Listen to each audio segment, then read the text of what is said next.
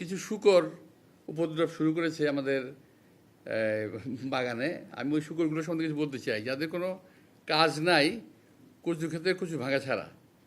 এক গ্রুপ আছে বিদেশে, যারা নাকি নির্বাচনকে বাদ দিয়ে সংস্কারের কথা বলছেন, আবার বলার চেষ্টা করছেন যে বিএনপি সংস্কারের কথা শুনলেই বিএনপির মেজাজ খারাপ হয়ে যায়।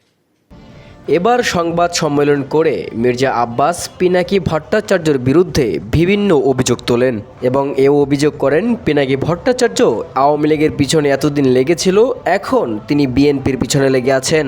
এবং পিনাকি ভট্টাচার্যকে কটাক্ষ ভাষায় গালি দিয়েও তিনি বলেন, এরা দেশে তো আসতেই পারবে না, বরঞ্চ দেশের দূরে থেকেই দেশকে অস্থিতিশীল করতে চাচ্ছে। তবে বিএনপির কার্যকলাপ দেখে মনে হচ্ছে আওয়ামী লীগের থেকেও ভয়ঙ্কর রূপে ফিরবে বিএনপি, মানে স্বৈরা শাসকের দিকে। এখনই যদি বাংলাদেশের কোনো মানুষ তাদের দলের বা কোনো নেতা কর্মীদের বিরুদ্ধে কিছু বলে, তখনই তাদের অ্যাকশন দেখা যায়, হয়তো মানুষটি গুম, নয়তো খুন, নয়তো গুলি। সাধারণ জনগণের প্রশ্ন একটাই, যদি তারা ক্ষমতায় আসে তাহলে কি সেই মানুষটা কি হবে? তাহলে তো শেখ হাসিনার থেকেও সব থেকে ভয়ঙ্কর পরিণত তারা করবে। এবং এই সংবাদ সম্মেলনের ভিতরেই মির্জা আব্বাস পিনাকি ভট্টাচার্যকে কিছু টাকা অফার করে, যাতে করে বিএনপির বিরুদ্ধে কোনো কথা না বলে।